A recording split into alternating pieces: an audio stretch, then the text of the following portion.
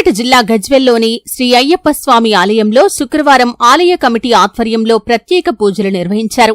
శ్రావణ మాసం స్వామివారి అభిషేకాల్లో భాగంగా చెప్యాల శ్రీనివాస్ సరోజా దంపతులు, రాజాగౌడ్ సంతోషి దంపతులు, స్వామి గిరిజా దంపతులు స్వామివారికి అభిషేకాలు నిర్వహించి విశేష పూజలు నిర్వహించారు.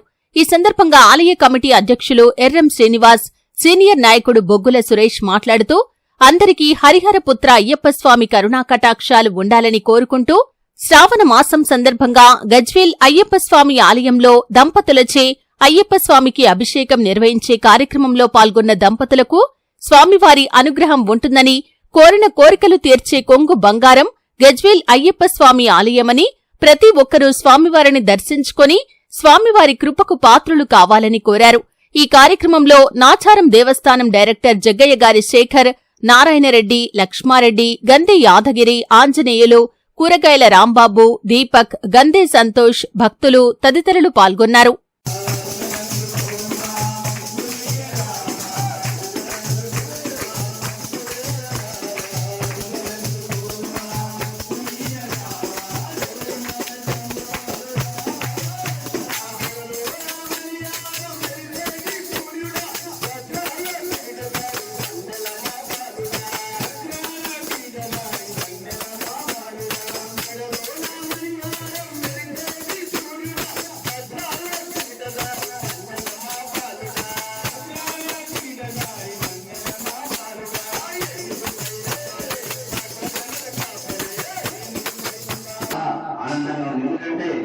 ఎక్కడ కూడా జరగనటువంటి పూజా కార్యక్రమాలు దీక్షలో 55 రోజులు మరియు 30 రోజులు కూడా కడు అనుగుణంగా ప్రతిష్ఠించిన అయ్యప్ప స్వామికి వేద మంత్రాలచే ఈ అభిషేక కార్యక్రమాలు నిర్వహిస్తున్నాము. దేవాలయం పూర్తిగా సేవ చేసిన వాళ్ళందరికీ కూడా ఆ అయ్యప్ప సమస్యలు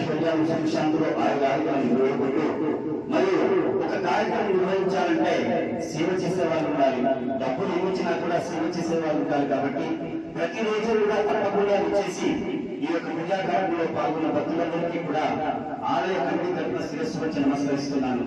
ఎందుకంటే జనం లేకపోతే ఏ కార్యక్రమం చేసినా కూడా కాదు.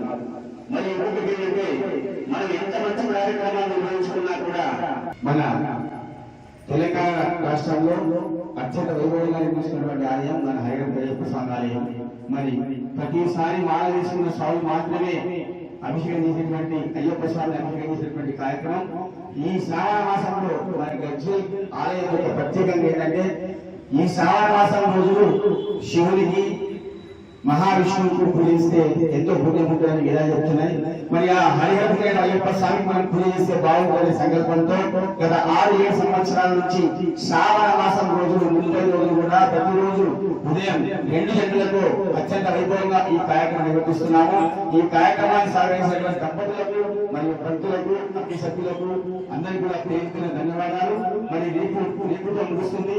ఎల్లుండి ఆదివారం కూడా అమావాస్య ఉదయం కూడా ఉంటుంది. కాబట్టి దాన్ని పురస్కరించుకొని రాంబాబు దంపతులచే కార్యక్రమాన్ని నిర్వహిస్తున్నాము. మరి అందరూ కూడా ఈ కార్యక్రమాన్ని విజయవంతం చేసి అందరూ కూడా మరి ఇంకా చేయవలసి ఉంది. కాబట్టి ఈ 2 రోజుల కార్యక్రమం కూడా అత్యంత వైభవంగా నిర్వర్తించి ప్రతి సంవత్సరం వల్ల ఈ సంవత్సరం కూడా ఇంటింటే పడితే చందంగా ప్రతి సంవత్సరం కన్నా ఈ సంవత్సరం